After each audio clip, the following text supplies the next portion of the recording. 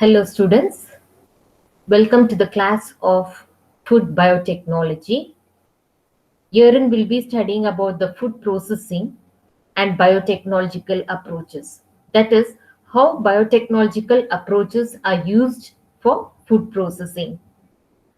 So, we all know that food industry or the food industry sector is one of the largest to its contemporary sectors, like when you look into the pharma or the petroleum and the oil industries.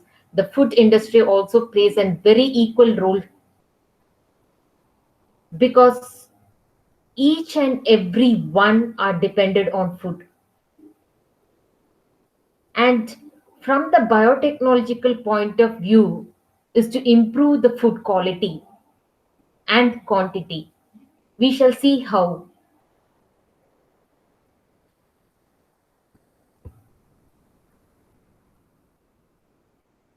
So students, according to the Food and Agricultural Organization, what they tell is biotechnology in the food processing sector makes use of microorganisms. Okay. So the biotechnology, they make use of this microorganism. Wherein they make use of this microorganism? In the food processing sectors or in the food industry. So the biotechnology in the food processing sector makes use of microorganism. Why they make use of this microorganism? It is because for the preservation of the food and for the production of a range of value added products. Okay, we need a value added products.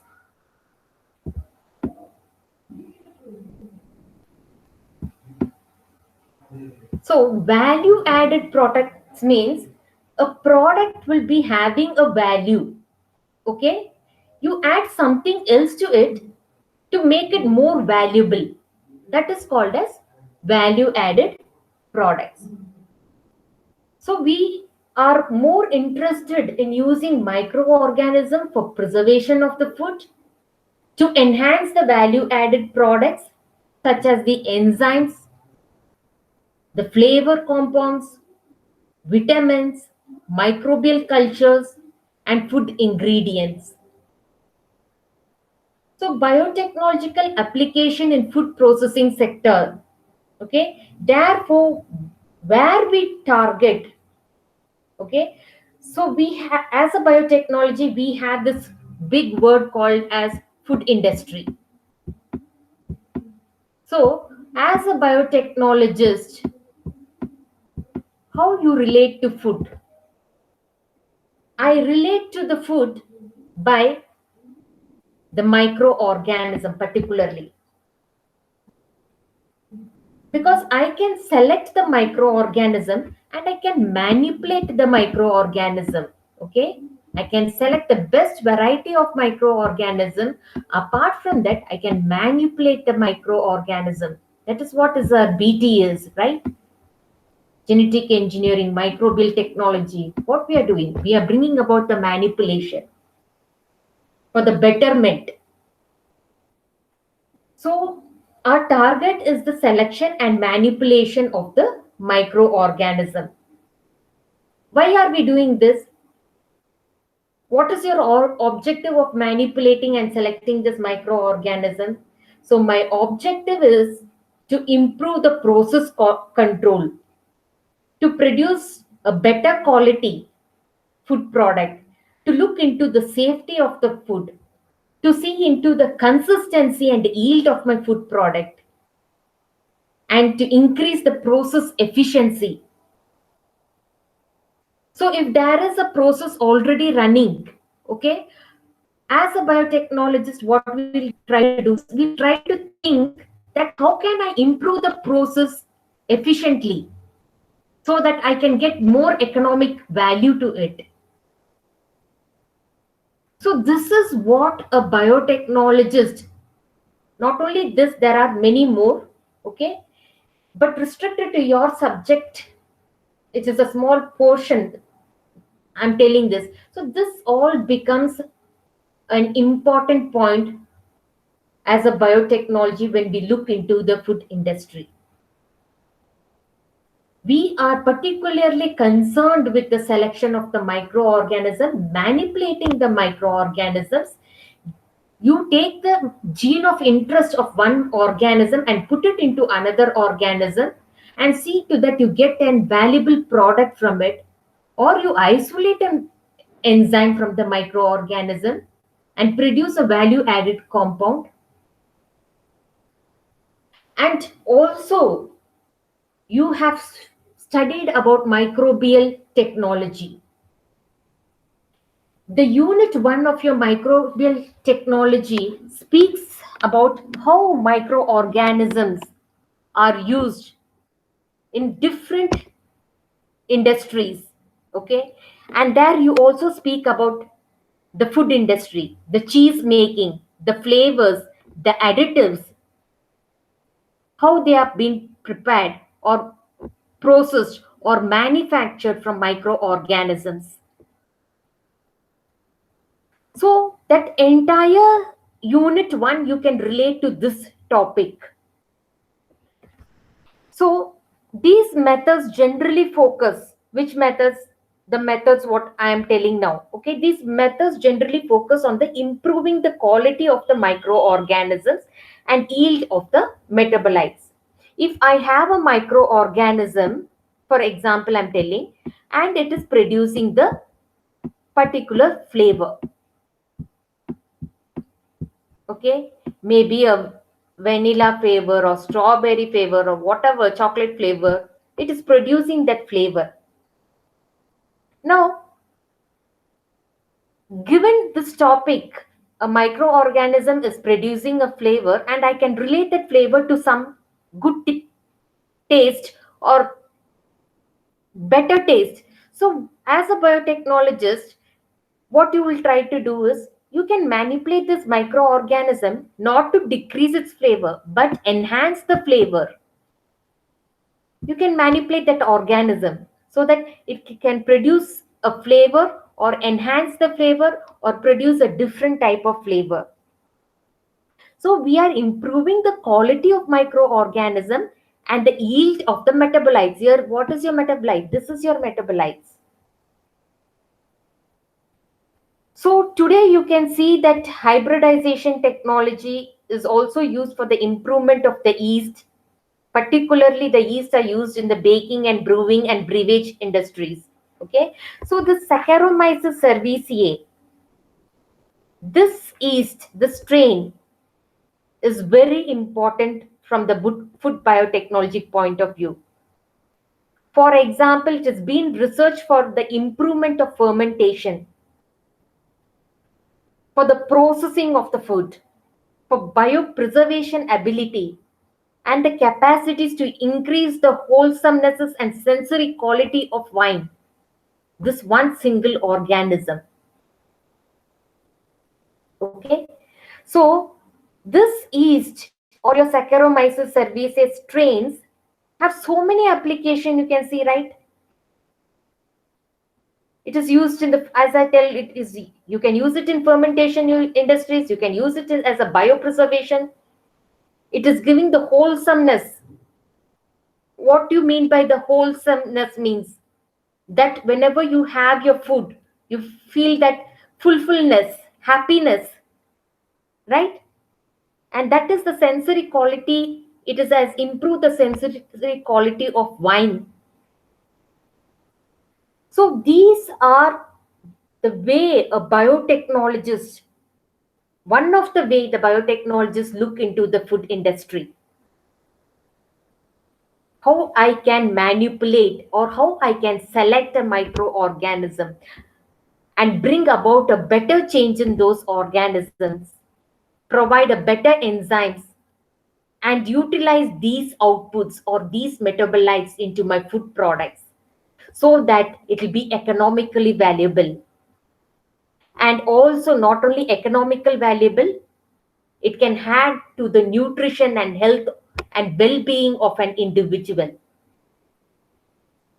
Right? So with this note, we shall look into some of the biotechnological aspects which are used in the food processing industry. So this comes as a major question.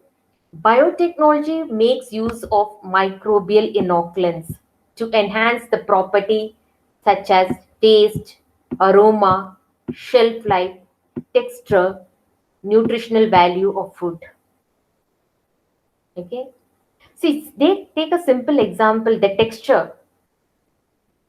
If the texture of the food is not good, you will not feel like eating, right? You know that there are so many sweets available and you want that sweet, some sweets should be soft, some sweets should be crispy. That is what is the texture of your food.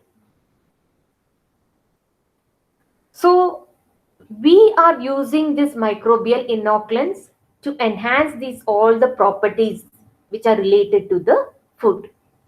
So the process whereby microorganisms, important microorganism and their enzymes bring about a desirable change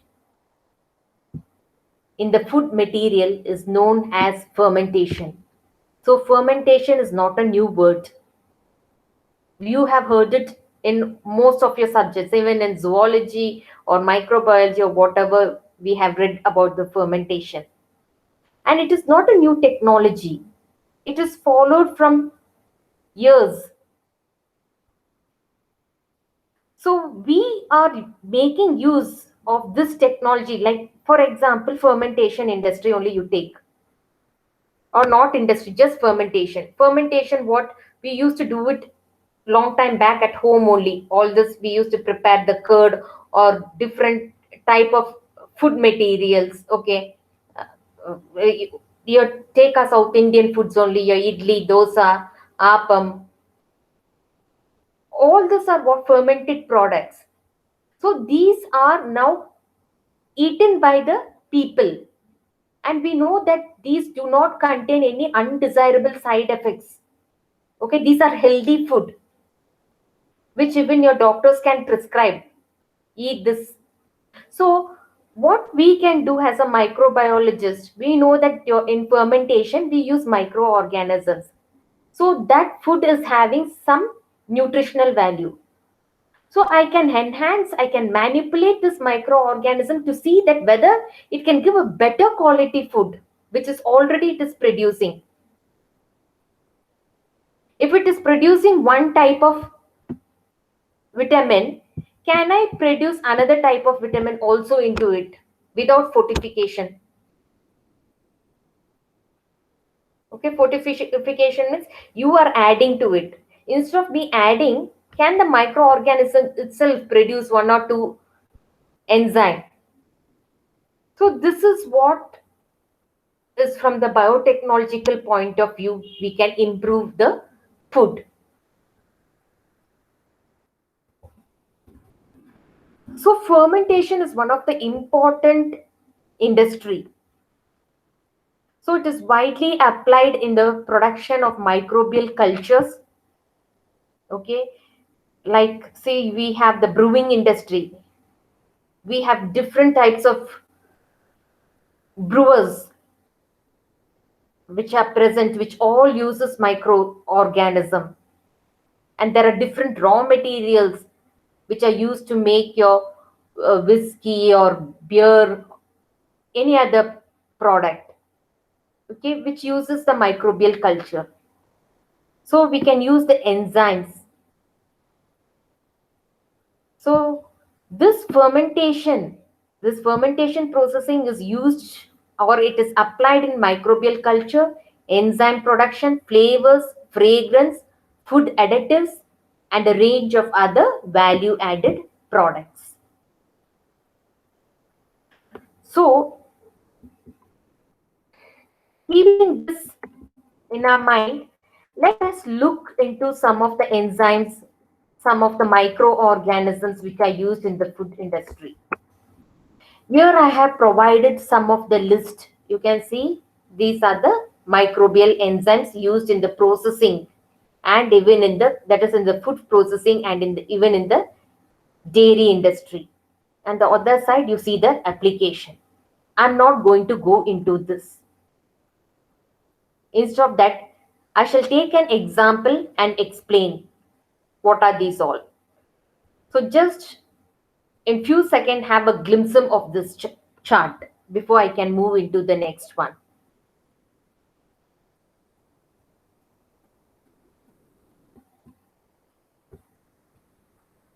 So how can we use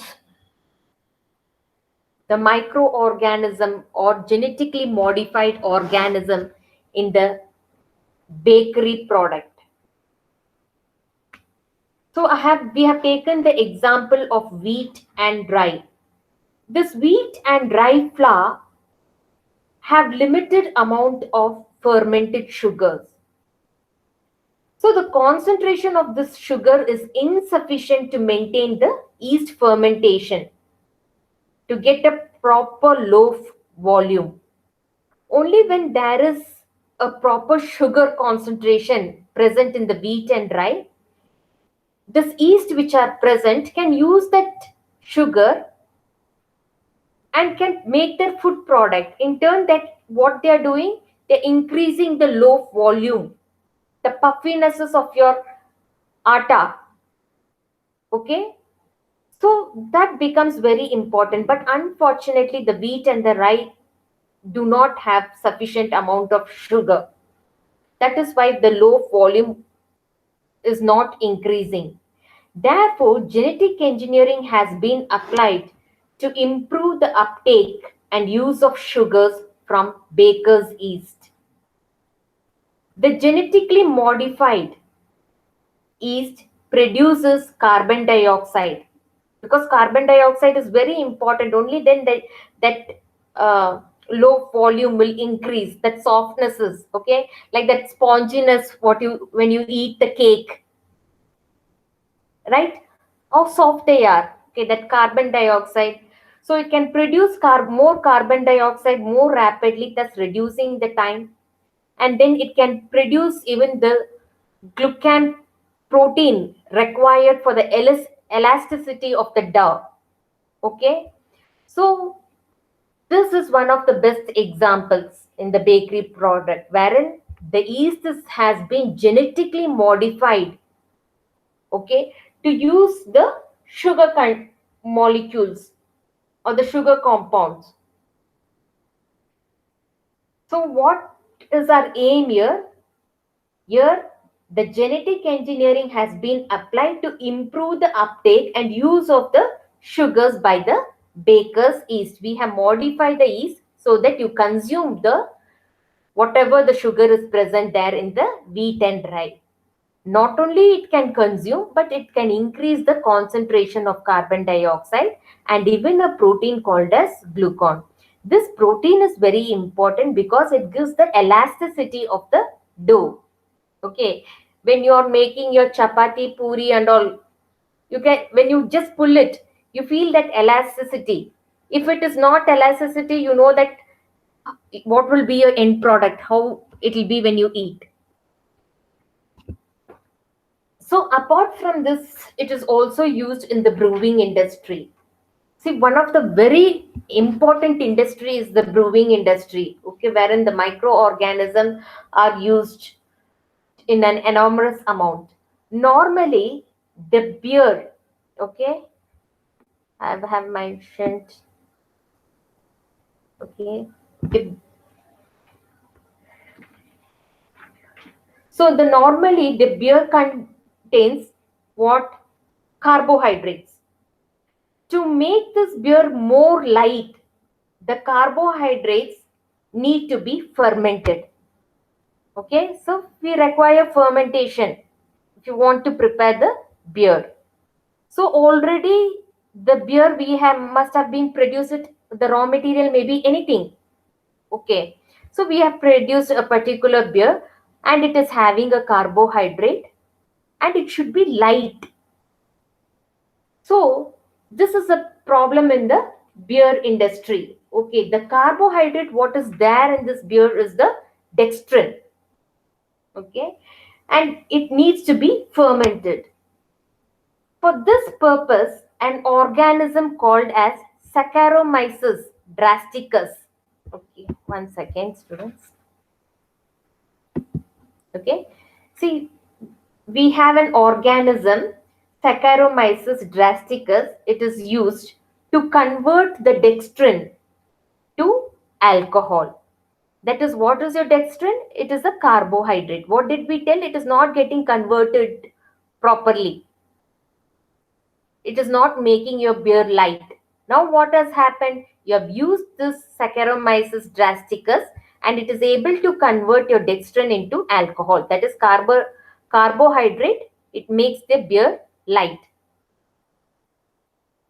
So what has happened here? What is the mechanism here is the gene STA2 from Saccharomyces drasticus is introduced into your brewer's yeast. So we know that the brewer's yeast are particularly used in the brewing industry, and that is not able to satisfactorily convert your dextrin into the alcohol to make it light.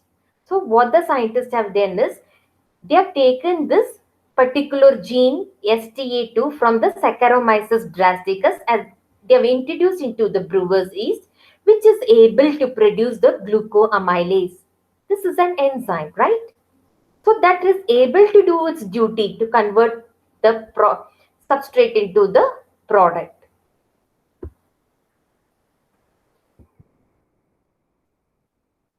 And also one more problem what the brewing industry faces is during the beer production, the filter, okay, whenever they want to filter that is the strainer or the filter, it gets clogged. Okay, so there are many, the filters, they'll be having that holes wherein you can filter your liquid material. Now what happens, even when you prepare the juice at your home or make a chai or whatever, you filter it and you can see that how it gets blocked, your filter or the strainer gets blocked. Okay, so the same thing happens here also, the filter gets clogged. This leads to many problems. To overcome this problem, an enzyme called as barley beta gluconase has been isolated. This enzyme degrades the beta glucan. So this beta glucan, it does is it clogs the filter. This is the one which is actually clogging your filter. Okay, so when the beer is poured into the filters, this beta glucan, it clogs your filter, it blocks your filter. So what they have done is they have isolated this enzyme, barley beta gluconase has been isolated. So this enzyme is able to degrade this beta glucan. And now you can see that it can be easily, that filter can be reused. Okay, so the gene responsible for this enzyme has been cloned in the brewer's yeast.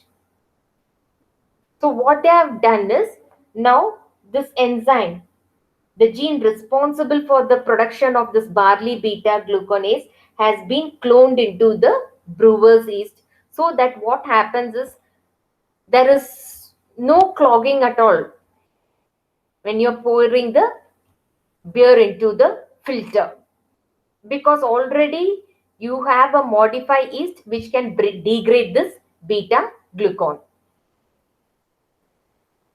And coming to the wine industry, we have an enzyme called as, well-known enzyme called as Vinoflu. This Vinoflu, it is a blend of two enzymes. One is the pectinase and another is the glucanase. It is used to overcome clarification and filtration of juice. Okay, so because these two are, it is very difficult during the preparing of the juice, you can't easily overcome this clarification and filtration of the juice. So this enzyme is added. Which enzyme? This Vinoflu is added immediately after the alcoholic fermentation. So this enzyme improves the color and makes the wine more clearer and more stabler.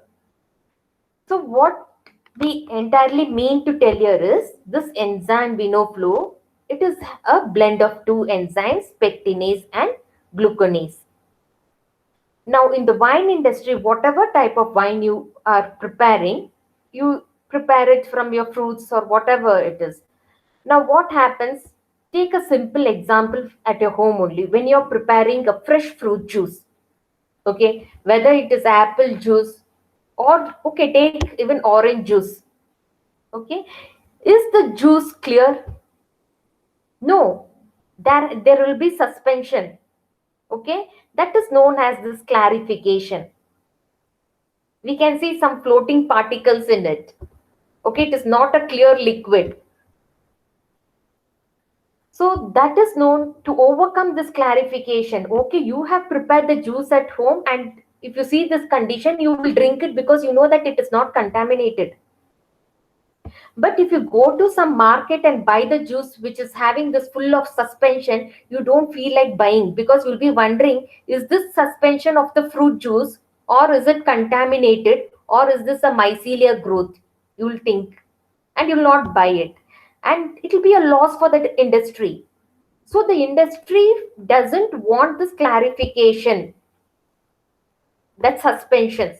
So it is used to overcome the clarification and filtration of the juice, because what they do is to remove this clarification because of the suspended particles which are present, you have to undergo filtration. You put it in your muslin cloth or whatever it is again time consuming, labor consuming. Instead of this, I'll use the enzyme Pinoflow. This enzyme should be added immediately after the fermentation for the better output. So this is another important quality. Okay, this enzyme Pinoflow. Here we saw that how we can remove the clogging of the filters by introducing the barley beta gluconase. And previously we saw that in the brewing industry, okay, we saw that the dextrin is not completely broken down. Okay, once it gets completely broken down, only then it can make your beer light. So what they have done is they have isolated this gene STA2 from the Saccharomyces drasticus, and they've introduced that gene into the brewer's yeast, which is able to produce the glucoamylase, which converts your dextrin into the alcohol, making the beer light. Apart from this, we also saw that your wheat and the rye do not contain enough sugar, so that the yeast cannot consume the sugar. So now what we have done is we have modified the yeast itself, genetically modified yeast, so that you take up the whatever the sugar is present in the wheat and rye, and you produce carbon dioxide, and you also produce the glucon protein, which is essential for the elasticity of the dough, and also we can get a better product from these once they have been processed.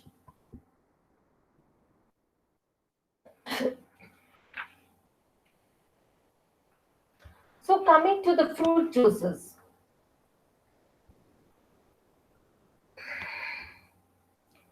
So just now we spoke about the fruit juice, but there we spoke about clarification of the fruit juice and the difficulties of filtration of so much quantity of your what wine. Doing filtration is a difficult process. Instead of that, use the enzyme. Now we have the fruit juice. So enzymes play an important role in debittering the fruit juices. Some of the juices are bitter to taste, particularly the citrus and the grape, because of the peel which is present in them. Okay. Now I know everyone would have tasted the citrus peel just for the curiosity at least, and you know how bitter it is, even your lemon, right? So the peels of these citrus fruits contain bitter compound. What are these bitter compounds? These are particularly the flavonoids and the limonoids, and the oranges have limonin. Okay, these are all some type forms of flavonoids or a group of phenolic compounds which are adding the bitter taste to the fruit peel. Right. So the oranges, as I told you, they'd be having this limonin. These render a bitter taste to the juices. So therefore, these enzymes are used for, like, we want to deep bitter them. We want to remove them. So there are enzymes which have been isolated from Anthrobacter. This is one word. Anthrobacter, Pseudomonas are used to remove the bitternesses. So there are enzymes which are isolated from the Anthrobacter and Pseudomonas, which are used to remove which bitternesses? These bitternesses. Okay. And also there is another enzyme which is known as naringinase, which is actually obtained from the fungi. This is also used to remove the bitternesses from the grapes. So these are some of the enzymes which are used to remove the bitternesses from the fruit juices. So your citrus fruits, most of your citrus fruits are bitter, particularly because of the rind or the peel. Okay, so the citrus fruit in particular are bitter to taste due to, by means, because they have this bitter components called as the flavonoids. There are different types of flavonoids. Okay, don't confuse that. Okay, all flavonoids are bitter. There, so the flavonoids, limonoids. So oranges have limonene. So what happens when you squeeze more and more?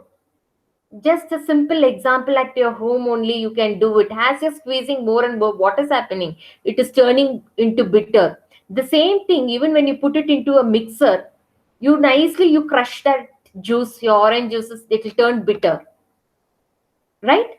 So these enzymes, certain enzymes have been isolated from these bacteria which are used to remove the bitternesses. For example, you have this naringinase which are obtained from the fungi, which is used to remove the bitternesses from the grapes. And next, coming to the degrading of the raw starch. So traditionally the sugar is added to certain food. Why it is added to certain food? To control the aging of the food products. Okay, but nowadays we don't usually add these sugars because um, we have microorganisms that produces amylase has been discovered. Okay, so the amylase is whatever the amylase which has been discovered. This amylase is different from the other common amylases. This amylases will decompose your raw starch to glucose when just you put it into the water. So that is the importance of this alpha amylase. So it is used for the degrading of the raw starch. That is, an alpha amylase is discovered from the Bacillus species. Okay.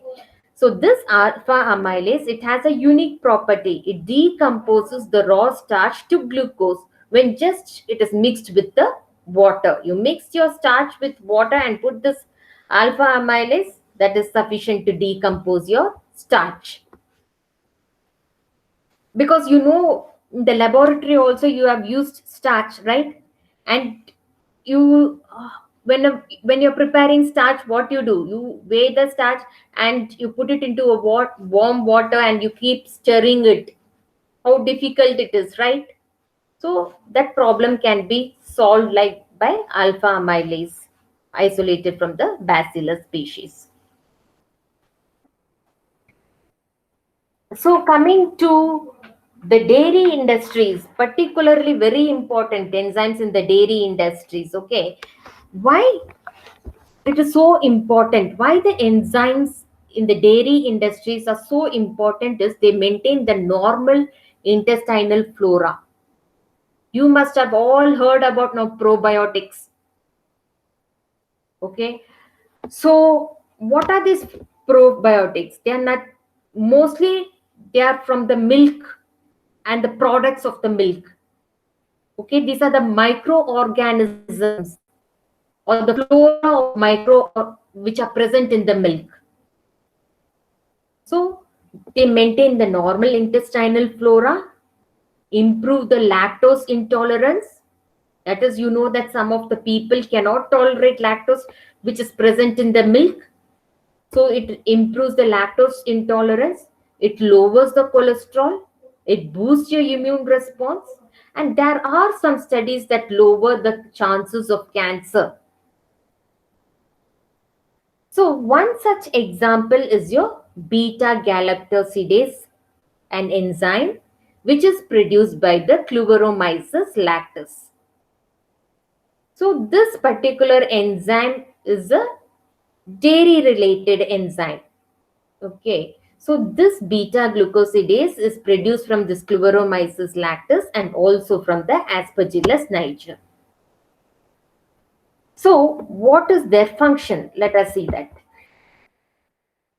So the function is to hydrolyze lactose in the milk, to break down the lactose in the milk and the weigh at 35 degrees centigrade for 4 hours.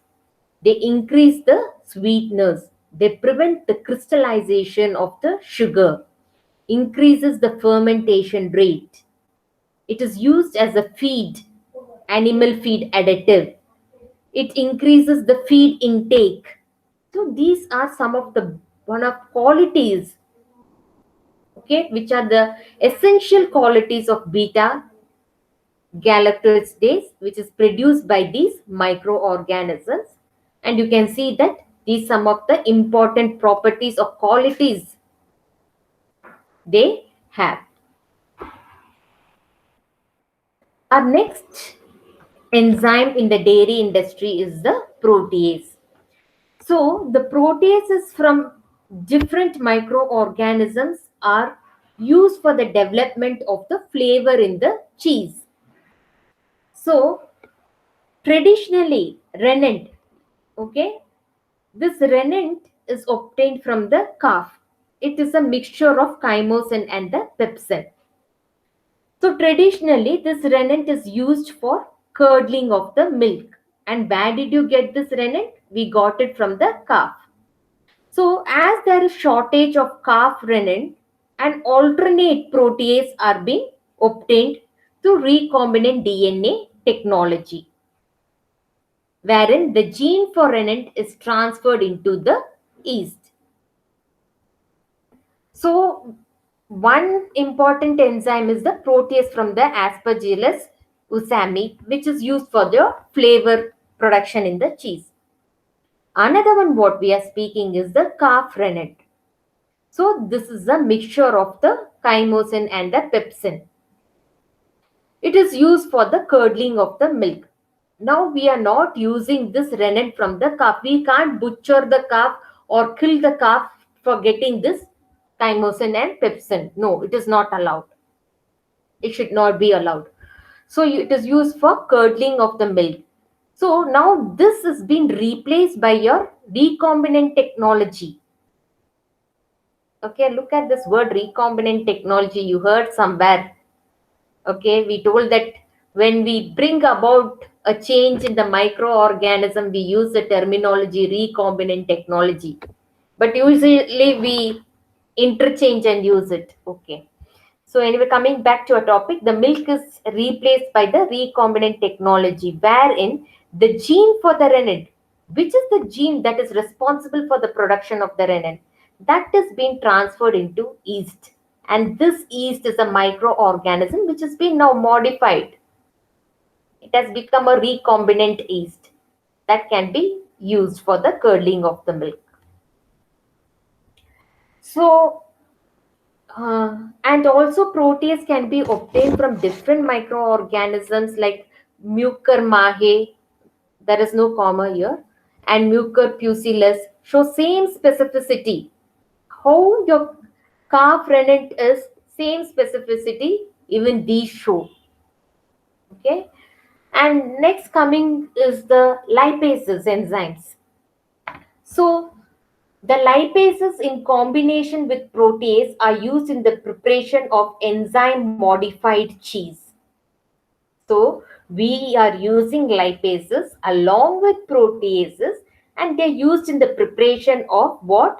Enzyme modified cheese, which is also in short it is called as EMC. Here, the enzymes are used to create natural flavor. Example, pectinase from Mucor is used in the production of Romano and provolone cheese. This is a particular type of flavored cheese. So, who was used? Pectinase. What is pectinase? It is an enzyme. From where did you isolate? We isolated from the Mucor. Apart from this, you can see that it is used for toffee and coffee whiteners. So these lipases are used even in the for whitening of your toffee and the coffee. And this enzyme modified cheese is produced using the protease and lipase from different microorganisms. Okay, the cheese slurry, usually how they are produced is the slurry what is present in the cheese is incubated, okay, with these enzymes at 37 degrees centigrade. So how you are going to produce your enzyme modified cheese? Okay, it is not so important, but in small uh, picture we can understand like how it is usually done with. So this enzyme modified cheese is produced by using, we know that it is used by using the protease and lipase.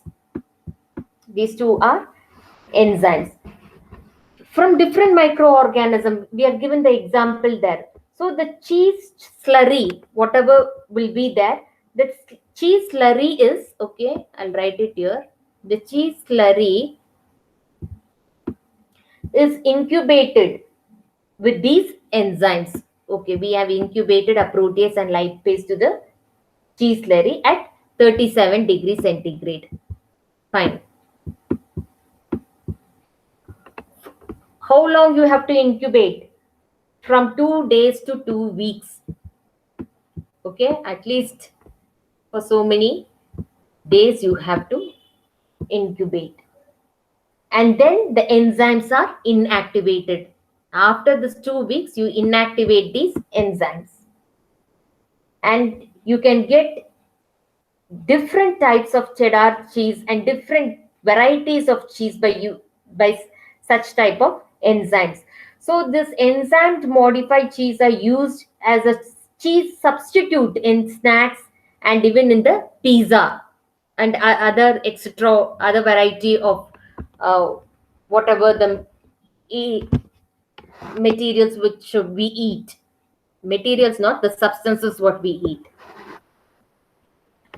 So again, coming to the cheese industry, the preparation of the cheese involves fermentation of milk. We know this. Okay, cheese is prepared from the milk. How it is prepared is by fermentation. So milk is fermented by streptococci. But unfortunately, this streptococcus, okay, and so what happens? The preparation involves of cheese preparation involves the milk and it involves the microorganism. What is the microorganism we are using is the streptococci. But the streptococci is susceptible to the attack from phage. What are phages? You know that these are the viruses which are going to infect the bacteria. So these are highly susceptible for the attack from the phages. To prevent this streptococci, these are genetically modified, okay, or they are genetically engineered so that they can resist the phage attack and they can bring about the fermentation of the milk effectively. So to avoid this problem, to see to that the phages do not attack our streptococci, what we have done, we have genetically modified. To avoid the above problem, the streptococci is genetically modified to withstand the phage attack. Not only that, it can also bring about the fermentation of the milk effectively. And the last one, what we have is the, again, the rennet, the gene from that calf, okay, is also introduced in the East and fungi to overcome the shortage of the rennet. Okay, because this is also used in the cheese industry.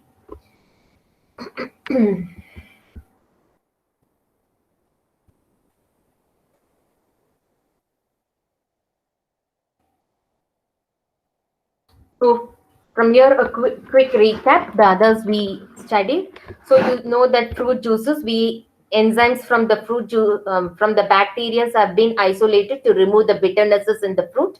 And we also use now the Bacillus alpha amylase, which is able to decompose the starch to glucose when just mixing with the water. We have different enzymes and modified organisms that can improve the dairy industries, and one such is the beta galactosidase, which is produced by these organism Chloromyces and the Aspergillus niger. And also we know that the protease from the enzyme Aspergillus usami is used for the flavor production in the cheese. And now we don't anymore use the calf rennet for curdling of the milk, whereas it has been replaced. That is, we have isolated the gene which is coding the rennet, and then we have transferred it into the yeast microorganisms. Also, this protease enzyme, which are used in the cheese production, can be produced from many microorganisms do produce this enzyme, and these are some of the example. This has the same specificity that of your calf rennet. And also we have used the lipase and proteases, particularly for the production of enzyme modified cheese, okay, which is going to produce the same natural flavor. Pectinases from Mucor is also used in the production of different flavored cheese. And in short, we saw that how the cheese is being added with this flavor. I mean, this enzyme to produce that particular type of flavor, and it is used in the toffee and coffee whiteners. Again, in the cheese industry, we see that the cheese is produced from the milk by the using the enzyme streptococci. But unfortunately, our streptococci is getting attacked by the phages. Now, to overcome this, we have genetically modified as streptococcus, which can withstand the phage attack, and also it can effectively ferment the milk. And the last step is the repetition of the what we told previously.